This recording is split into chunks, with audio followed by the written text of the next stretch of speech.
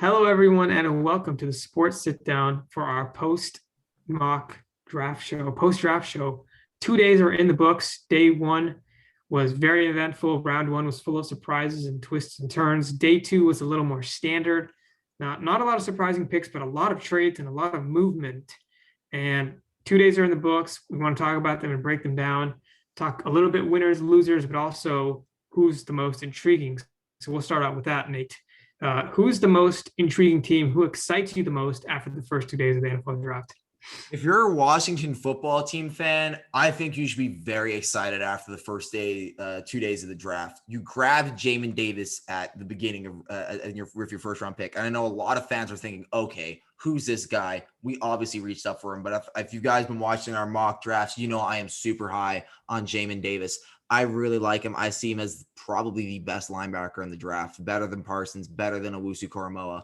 He is incredible in coverage, incredible in run stopping. He is all around dominance, great athlete as well. And I think he's going to be really good on that young defense. They obviously have great edge rush, a good front seven, but now you added a good coverage linebacker who can guard the tight ends of the division. I know you have to face Goddard 2 times a year. And Ingram as well 2 times a year. So they got someone who can do that, and a great pick by Washington. Then you move over to day 2 and you grab Cosmi out of Texas. Samuel Cosmi, great offensive tackle, a great round 2 pick from the football team. And then you close out round 3 with 2 picks. Benjamin St-Juste out of Minnesota, row the boat right there. And then, in my opinion, one of the best picks of day 2 in Dyami Brown, wide receiver out of North Carolina. You get Scary Terry, his partner, and that's just going to be a great duo right there for whoever's going to be thrown to them in this next season.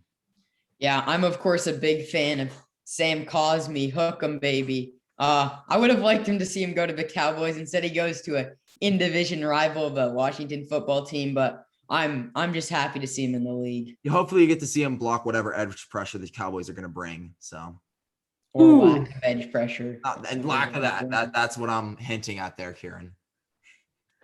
So a team that intrigued me here, if it's just purely on intrigue, is the Bears. The Bears trade up 9 spots to grab Justin Fields at 11. I mean, with Fields on the board, that team, yes, needs a quarterback, but it's intriguing because they signed Andy Dalton and they still have Nick Foles on the roster. So Fields is coming in as the 3rd highest paid quarterback on the Bears roster. I think he plays behind Dalton for half a year. But yeah, I just thought them trading up 9 spots with 2 QBs on the roster after all that stuff came out about like Andy Dalton being QB1, all that nonsense. That just surprised me a tiny bit when I saw them move up. But like in the position that they were in, it just made so much sense. Yeah, and they kind of fleeced the Giants too. Yeah, fleeced them as well. But if the top 3 quarterbacks available after, at pick 11, you're going to trade up. Teams like the Patriots needed a quarterback, the Vikings as well. I reckon if Justin Fields was there for the Vikings, they would have taken him. And, you can't have one of the best quarterbacks go to an in-division rival. Also want to bring attention to the Tevin Jenkins trade up to grab the right tackle of your future. He's an absolute monster on the line, and he is going to be able to provide some good blocking for Justin Fields whenever he takes over.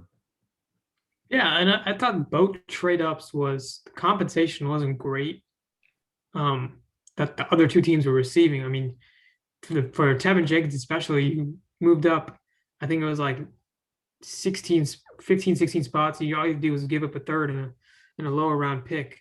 I thought Ryan Pace and Matt Nagy basically just said, like, save our jobs, because this draft was basically to save their jobs and make their life as the head coach and general manager longer. And if this Aaron Rodgers situation plays out where Aaron Rodgers is no longer on the Packers, I think the Bears just set themselves up to be contenders in the NFC North and in the NFC. Honestly, if the defense can perform as well as they did last year, if Justin Fields can live up to the expectations that we do have for him, this Bears team is going to be really good. Do we think Justin Fields is a week 1 starter though? No, I don't think so, because I think Andy Dalton is a great quarterback for Justin Fields to learn from. Dalton's been in the league for a long time, very successful when he was in Cincinnati. And, he can just teach Fields the reins, which is, I know, something Dalton probably doesn't want to do. But hey, if your team's trading up 9 spots to take one of the best quarterbacks in the draft, you kind of have to do it if you want to keep your job.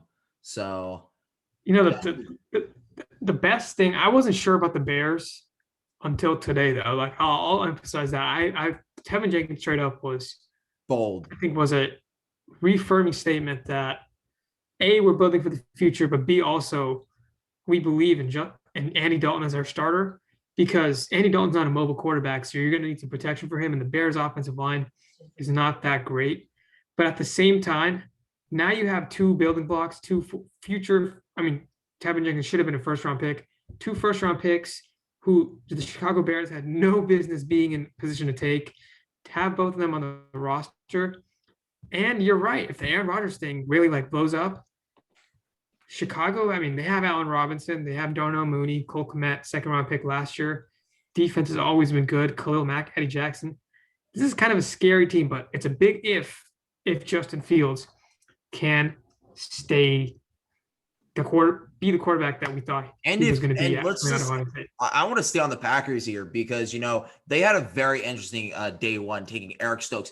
Eric Stokes, classic Green Bay Packers quarterback. We know this. But, is this the pick that Aaron Rodgers wanted? And after the second day of the draft, heading into Saturday for the final couple rounds, did they do enough to keep to make their franchise quarterback happy?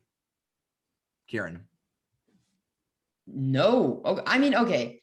They took a center and a wide receiver, right? On the second day. But is that going to stop? He threatened retirement on them.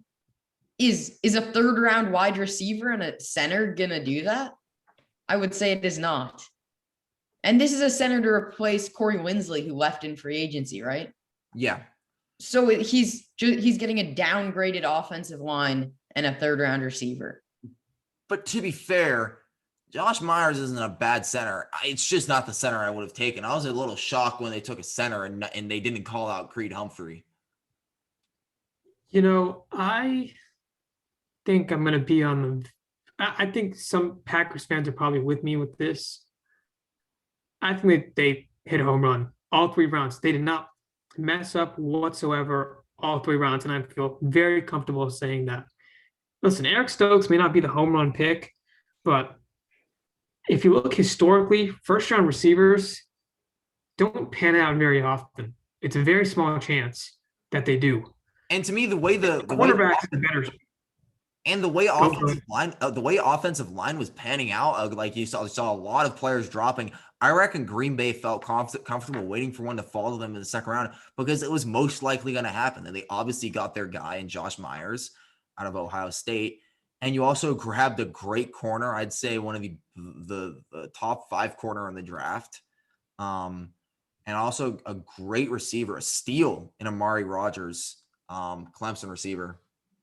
Yeah, and I'd argue like Kieran as a Cowboys fan and me as an Eagles fan, we're probably paying for what the Packers did because I was hoping that, Eric Stokes, he better be there in the first round. But it was smart of them to pounce and take a first-round corner early because you look at lower rounds too. I mean, there wasn't any cornerback picked in that second round aside from Asante Samuel Jr., Kelvin Joseph, and Tyson Campbell. And both of them went early, way before the Packers picked.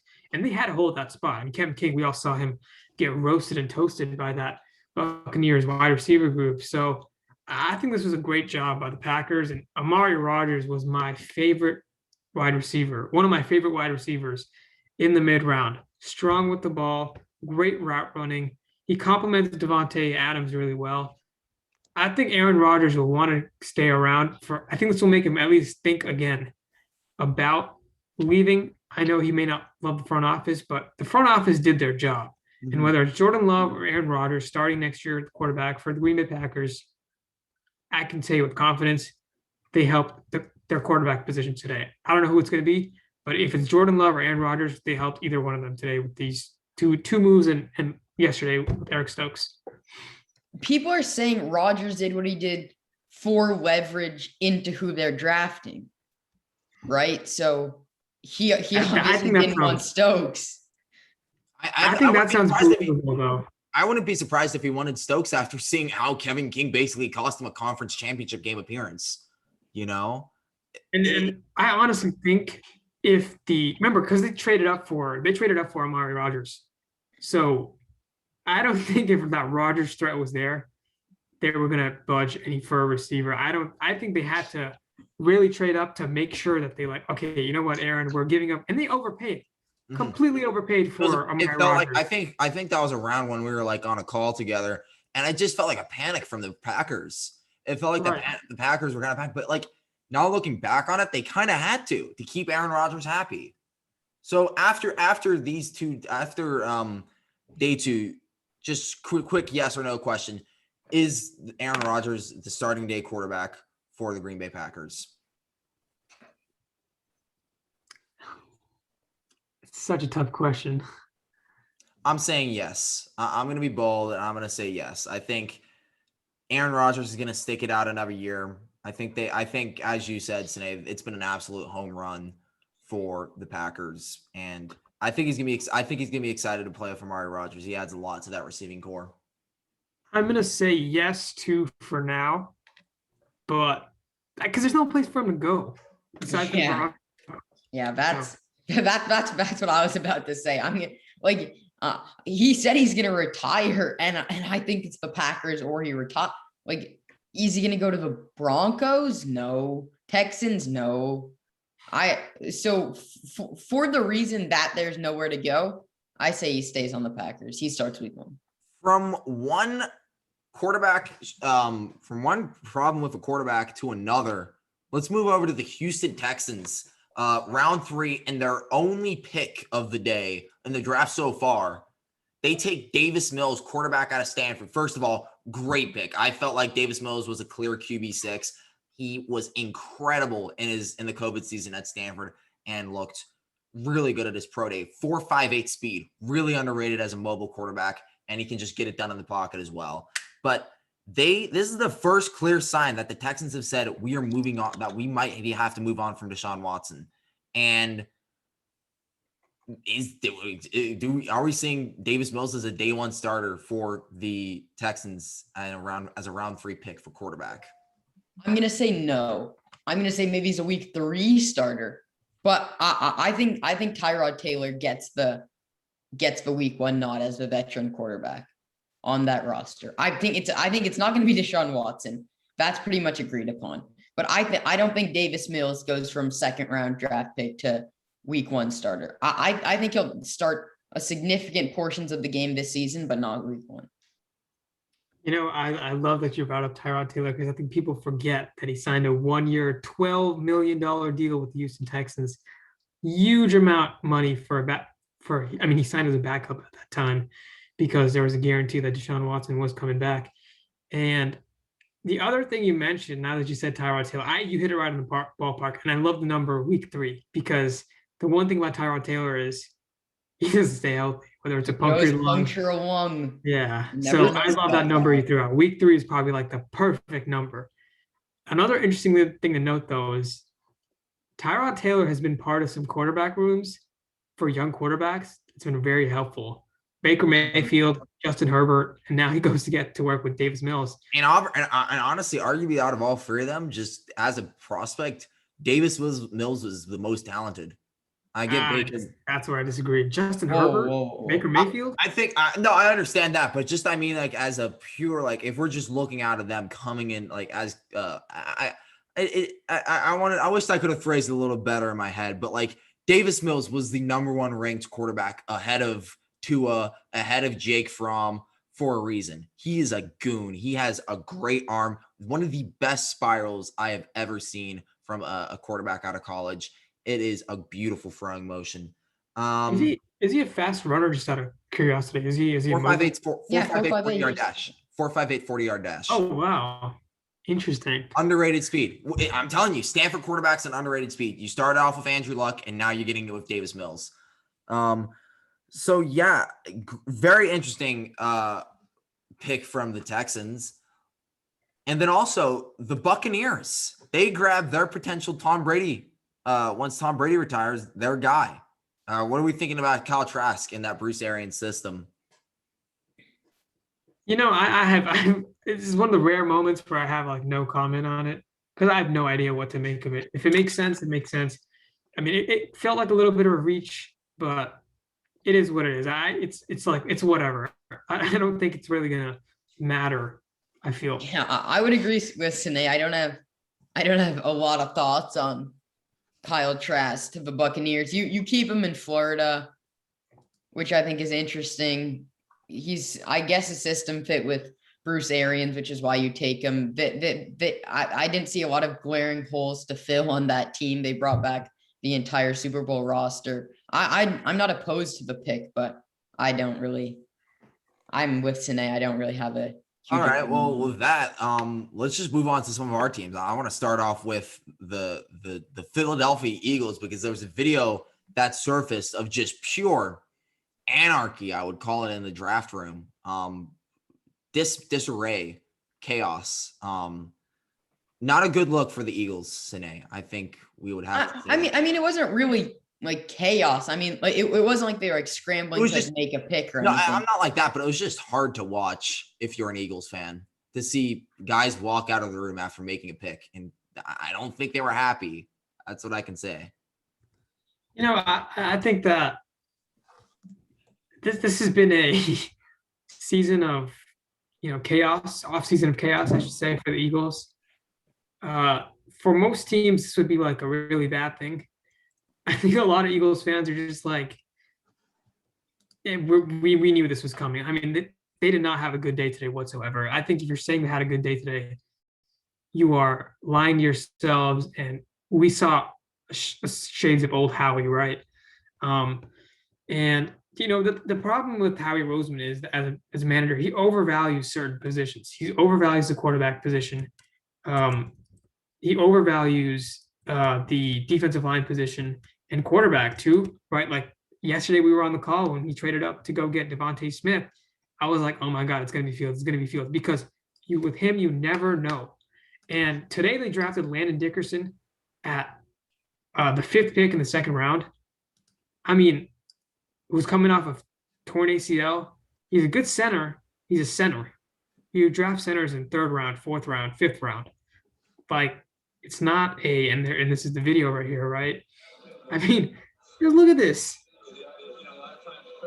Walks over to him, just a little fist bump. Howie's just staring at him like, dude, what? Brutal. I mean, that's just not a good look. And by the way, that guy right there his name is Tom Donahoe. He's a former GM for the Pittsburgh Steelers and the Buffalo Bills. Senior scout. He's not like some new intern. He's a senior scout. Tom Donahoe, former GM of the Steelers and the Bills. So, I mean, round 3, they drafted Milton Williams out of Louisiana Tech. So in 2nd round, you had a need at safety and cornerback. You passed on Richie Grant, passed on Trevon Moorhead, obviously Jeremiah Owusu-Koramoah, Christian Barmore. Like, you could have gone so many different directions. You go offensive line. This was a very questionable day 2 by the Eagles. It could be good. I'm hearing from people that watch tape that the 2 players they picked are good, but they're not going to be day 1 starters by any means. Like Milton Williams, a defensive tackle. You're going into a defensive tackle room with Fletcher Cox and Javon Hargrave, who are perennial Pro Bowlers, so you're not starting whatsoever. Landon Dickerson is going to be playing behind Brandon Brooks and Jason Kelce. Again, 2 Pro Bowl players. So I think this was a great day 1 by Howie, if I could last comment on that. So interesting, he traded back from 6 to 12 in March and got a 1st-round pick because he was banking on the fact that Kyle Pitts and Jamar Chase weren't going to be there. And that was the exact case. Kyle Pitts went 4. Bengals took Jamar Chase at 5. So the Eagles, if they would have stayed at 6, they would have to really kind of reach for Jalen Waddle, in my opinion, or get someone like Sewell. Instead, they trade back to 12, get an extra 1st-round pick, and then trade back up to 10, which you give up a 3rd-round pick. But still, I think that was a great call by Howie Roseman to get Devontae Smith and a first round pick out of day one, that is really solid. But day two, I mean, he went back to being old Howie, and that's all I have to say. I feel like what this draft showed from just the first 2 days is that the Eagles have faith in their quarterback. They take 2 Alabama products. Obviously, Hurts started off at Alabama, and you take people that he's close friends with. I remember you said that before we got to the show, Sine. And I think I should showing faith in Jalen Hurts, and that must be reassuring if you're Hurts, because I bet you're hearing all these rumors about, Eagles could maybe take Justin Fields. Eagles may be interested in Aaron Rodgers, Deshaun Watson, that sort of deal. I think it's very reassuring that they are drafting Alabama players that you were teammates with. And then two things to note. I don't think they're completely out of Deshaun Watson yet. And I think there's still some people in the building who aren't in love with Jalen Hurts. They never drafted him. It's a new coaching staff. And third is that they had a chance to draft Justin Fields. They traded up to him. So it'll be interesting because if Devontae Smith is known as the guy who was taken before Justin Fields, I think Eagles fans are already used to that with Jalen Reagor and Justin Jefferson and DK Metcalf and JJ Arcega-Whiteside. So it'll be interesting, but I have faith in Smitty, the Heisman winner. Let's move over to the Cowboys. Jerry Jones always has a very interesting draft day, to say the least. I'd say this was a very un-Jerry Jones draft. Like, Jerry Jones does not seem like a guy who wants to trade down. He took CeeDee Lamb again. We're talking about the 2020 draft. He took CeeDee Lamb. That wasn't really a need. That was like a flashy pick, get the media's attention, offensive skill player. This year, he went a little different. As Sine said, Cowboys and Eagles swap first round picks. Cowboys trade back 2. And I think that's because Patrick Surtain went off the board in a shocking move by the Broncos. Quickly on the Broncos signed Ronald Darby and Kyle Fuller for a combined $40 million at the cornerback position last offseason, and then drafted Patrick Surtain with the 9th overall pick. So that within itself is shocking. But Surtain's off the board. I think that's who the Cowboys wanted the most. They trade back to 12 and grab Micah Parsons, linebacker from Penn State, and I just don't love it at all. I feel like it's a Jerry Jones pick. I mean, Micah Parsons was a Cowboys fan growing up, and it's just, Jerry Jones loves a good story. That's a great story if I've ever heard him. But I actually don't really like the pick. As I said before, on the field, I think Jamin Davis was a better linebacker than Parsons, but Parsons was more of a kind of, I always preferred Jamin Davis, but Cowboys did take 2 cornerbacks, which was their glaring need, I would say. I think the main thing of Parsons is character. I've heard he's not a good teammate. There's some sources there were some former teammates that alleged he did some borderline sexual assaults on teammates. Really, really messed up. Him and Yetur Gross-Matos back at their time in Penn State. I don't know if those are true or not, but if those are true, that's not someone I want to have in my locker room. That's just not. If you feel it's not a good look for the Cowboys. And then the Cowboys in the second round, they did not get the guy that they wanted. The Raiders jumped them to grab Moehrig. That was tough. And they were forced to reach on a guy out of Kentucky, Kelvin Joseph. And I don't think he's a bad corner, but there are definitely better ones on the board. And then Chauncey Golston of defensive end Iowa. That's not even the best player on the Iowa defensive line. Exactly. That's what I said. It's Davion Nixon, baby. But and then they got another cornerback, Nahshon Wright from Oregon State. I don't know who that is, to be quite honest with you. I mean, if you're concerned about Devontae Smith's weight at 6'2", 180, try 6'4", 180 at the cornerback position. Pretty rough draft from the Cowboys. But I do have to say, Niners, I felt like had a very good draft. You grab Trey Lance. I think for the fan base, it was literally anyone but Mac Jones. Yeah. And I was so relieved when that happened. Super happy. Then you grab Aaron Banks. He can move at 330. He's got some good feet and very, very strong. Only allowed 2 sacks in his time at Notre Dame, which is a great stat. And then round 3, you trade up. We had a ton of draft capital, and this is something that I was calling since day one. I've been calling that the Niners were going to move up 2-3, either on day 2 or in late second round or early in the third round. They did exactly that, and they grabbed their running back of the future, hopefully, and Trey Sermon. If you don't know much about him, Niner fans, all I just say is watch the Big Ten championship game against Northwestern. One of the best running games I've seen at the college level. Absolutely dismantled one of the best defenses, loaded with great NFL prospects.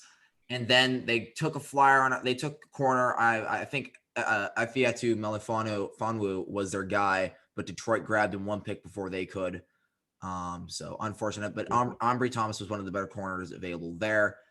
And yeah, just a really interesting draft from the Niners. One that I think out of our 3 teams was the best one. I think we can all agree on that, right? Yeah.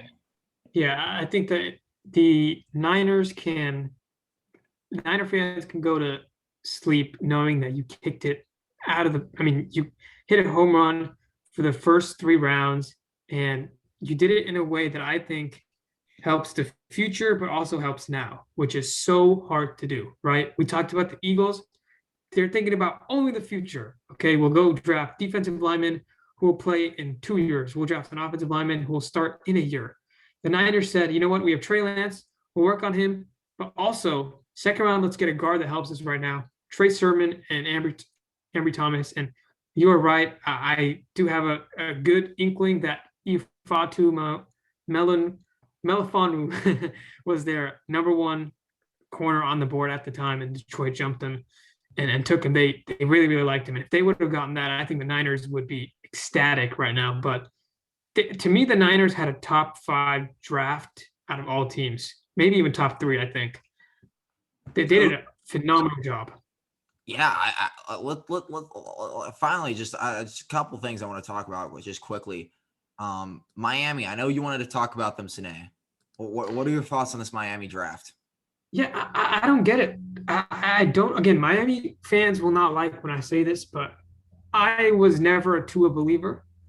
I think he's good, but I don't think you can, with the amount of draft compensation that you've had and you've gotten, I think you got to reach for the moon and shoot for the stars. And I'll go as far as say, like, at 6, I would have actually considered taking Justin Fields. That's how far I'll go. And it's not because Tua was bad in his first year. I think it's where Tua is going to be.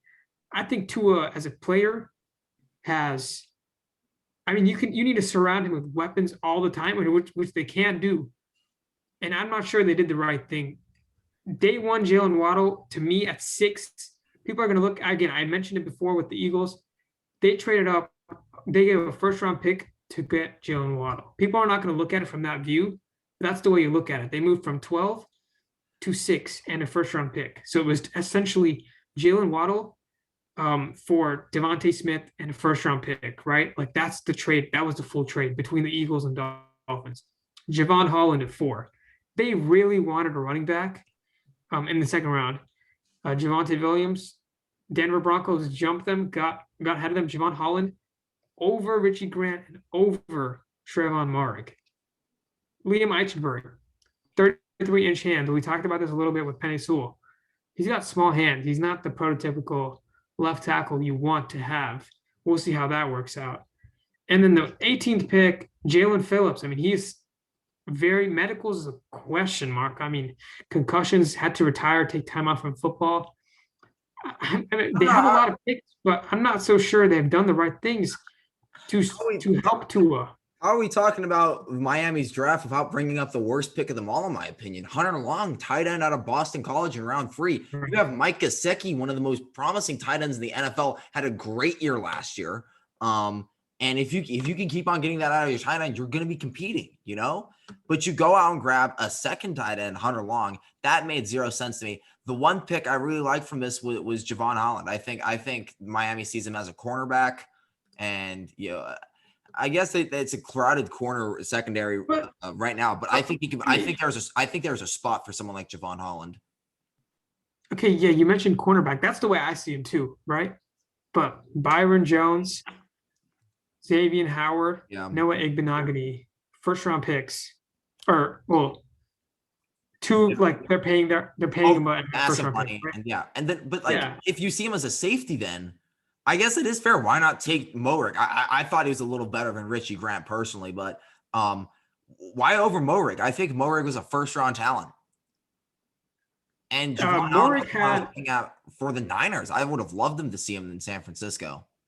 yeah, but they traded back out of that spot, right? And another team, Nate, if you don't mind, I want to talk about is Go ahead. Pittsburgh Steelers. We talked about this a little bit. I thought they had a horrible draft. They're trying to push it right now. I think it's the Ben worst draft out of Roethlisberger. anyone. I think it's honestly the worst draft out of anyone. I might agree with you. Yeah, I mean, this is not like you took a running back and a tight end. To me, in my opinion, running backs and tight ends are the two most replaceable positions in the NFL. You can find undrafted tight ends, undrafted running backs, and they can still be studs. You went round one, running back, round two. That's a little iffy. Kendrick Green is okay, but he's not the one that I would have. I mean, And like you waited till He's you, okay. you took a second tight end over, like you had great centers on the board at the end of round 2 when you were picking. You had Josh Myers and Landon Dickerson, not Landon Dickinson, Creed Humphrey available. But you're like, Right. okay, I'm gonna wait until the next round to grab someone who's not as good as them, who's mediocre. I think Creed Humphrey is a plug and play guy. You can plug him agree. in and play right away. I don't think Kendrick Green is that. He's not that actually. And you lose out on Maurice Pouncey. He obviously retired. And now you're kind of forced to put in this third round pick to play right away, who on most other teams wouldn't be forced to do that. And Right. it's just poor decision making from the Steelers. I also just want to say, as an NFC West fan, if you're a Niners fan, you should be very happy not only with your draft, but with the other NFC West teams' drafts. Very horrible drafts. There was a run in the second round where the Cardinals took Rondale Moore, 5'8". The Seahawks took Dwayne Eskridge, 5'9", and Tutu Atwell, 5'7", 149 pounds or something like that. That's what I was hearing. 155 is another measurements I've heard. Niners, as we know, love tall corners. Verrett, Mosley, and now Ambry. And that's why they wanted Ifatu Melifonwu, because he's long. He's pretty big. And I wouldn't have been surprised if the Niners actually, if the Cowboys didn't take or Nashawn Wright, I wouldn't have been surprised if the Niners went with him. 6'4", that sounds like something Kyle Shanahan would have a very fun time with. But yeah, this is a very, very interesting draft. Any closing thoughts? Another team, I think I agree with the Arizona had. I don't know what the plan Even their is. first round pick, I didn't love. I like Zaven Collins, but it just felt a little high when someone like Jamin Davis was on the board. Yeah, and it's not a need. It's like they don't have an offensive lineman. I don't even think their defensive line that's great. I know they have J.J. Watt and Chandler Jones. This team is. I think the main thing was they didn't want to reach on a corner. They didn't want to reach on someone like Farley with a medical history like that. And they didn't want to reach on Greg Newsome. And also, speaking of Greg Newsome, Cleveland had a top 5 draft of the day to me as well. I was just going to talk about that, yeah. Greg Newsome, right on the money. Right on the money. Third best player to take if you're looking for a corner in this year's draft. And then Owusu Koromoa goes all the way to pick 52. That is one of the biggest slides in the draft that we've seen. I had him. I think we had him in our mock draft going. One of our early mock drafts going. We had him going top 16 in both of them. I don't know. I don't think it was both of them, but I think in one of them, I remember I took him for the football team or the Patriots or something like that. It was such. I don't know how he slid all the way that far. I really don't. But they obviously got a great talent at linebacker. The explanation that I got on Twitter was. So first of all, it's something. It's something. The decision is not good by other teams when there's not a clear-cut thing, right? Like with if you guys remember Laramie Tunsil, right? You guys remember the gas mask? Mm-hmm. Like that was the only reason why teams were passing on him. If you look at DK Metcalf, the reason why he was picked lower second round was his physical and his character concerns. Mm-hmm. Two consistent answers. For this guy, Jeremiah Owusu-Koramoah, it was he might not be a linebacker. He might not be a safety. Not many linebacker coaches were at his pro day. He is a little questionable with size. Isaiah Simmons, a first round pick, who was picked by the Cardinals, didn't really work out for the Cardinals, so we don't want to take him. There wasn't a clear cut reason why. And I think teams are going to pay for that. I think the Cleveland Browns got 2 players that they would have taken. Can I also just say, Anthony Schwartz, an Olympic sprinter, basically a wide receiver. You're lining up with the comeback of Odell and Jarvis Landry in the slot. That is scary. Baker Mayfield just got another target to throw to, who can create a lot of separation and burn corners deep, burn almost any corner deep. I'll give you a hot take, though. I'm still not sold as that the Cleveland Browns are Super Bowl contenders. Yeah, but I definitely think they're. Yeah, I feel like this draft. Oh yes, you go, Kieran. Yeah. I was just gonna say, like, I don't think this draft automatically makes them Super Bowl contenders, but they definitely got better in a lot of aspects. And I think AFC North was one of the most competitive divisions in football last year. I don't think it's that competitive anymore after this draft by Cleveland. Cleveland had a great draft.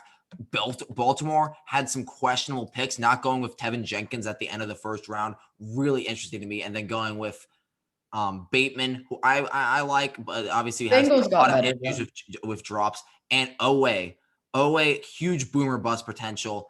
And we know how much the Ravens love their linebackers, but at some point it's just going to be too many, and Kieran, I agree the Bengals got better, but I'm disappointed in them. The reason why I was allowing, as if I have control over them, but the reason why I was like, okay, fine, take Chase at 5 in the first round was because you would have the opportunity to get a Tevin Jenkins, the opportunity to go get Samuel Cosme, who you love, to go get Aaron Banks, who the Niners drafted.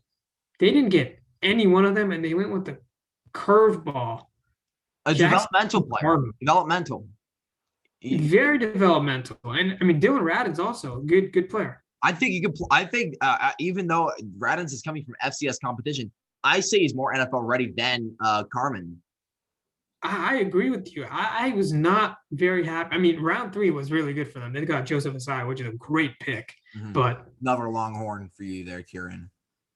Right, and I think that this is They need to go heavy on the O-line tomorrow if you're the Bengals, just to get reinforcement. I was not happy at all. In fact, call the Eagles, honestly. Like, we have like 10,000 offensive linemen.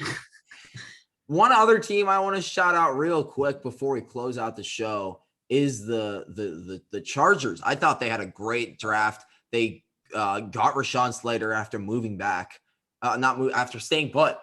They not moving up. Yeah, they somehow got the most pro ready. The right now, if you were to put in any of the offensive linemen into an NFL game right now, Rashawn Slater would succeed the most out of any of them. I think Sewell has the more potential, obviously, but right now Slater is the guy that you want, and you have a plug and play left or right tackle. He can play all 5 positions if you want him to. And then you go in and you draft Asante Samuel Jr., 1 pick before the Niners. That was someone who a lot of Niners fans wanted. But great pick there, Asante Samuel Jr. Height concerns, obviously, but he is going to be a good corner for you. And then finally, you close out the draft by grabbing Josh Palmer, a guy who absolutely destroyed Surtain, played really well against J.C. Horn as well, and had some good plays against the Georgia cornerbacks of Campbell and Stokes. Great draft by the Chargers. I agree. They stayed patient. They never traded up. They never panicked. They didn't even give any extra compensation to get Asante Samuel Jr. or Rashawn Slater or Josh Palmer. They stayed put, and they held the ground. So I really respect that. Yeah, absolutely. Okay, well, that does it for our little summary of the 2 days of the draft. Obviously, a lot of draft to still be left. There could be some potential all-pros and Hall of Famers picked tomorrow in the rounds 4 through 7. Tom Brady, Richard Sherman, so many more popular names come to mind when you talk about those late rounds. But so the draft's not over yet, and some positive fans are still holding out hope. But hey, especially you two, you two need to hold out all the hope we can. And I know I've lost hope. I think for all you know, we might draft a quarterback tomorrow. Like Sam Ehlinger to the Eagles. If there's one thing you can expect from Shanahan and Lynch, it's going to be some good day 3 picks. Look at George Kittle. That's all I'm going to say. I'm excited to see how the Niners pick tomorrow. Must be nice to have a competent general manager. That does it for our show, our little post recap of the 2 days of the NFL draft. Hope you guys enjoyed it. Please like, comment, subscribe, and let us know what you think. Thank you. For Nate Martin, Kieran Costa, I'm Sinay Singhani signing off. See you later.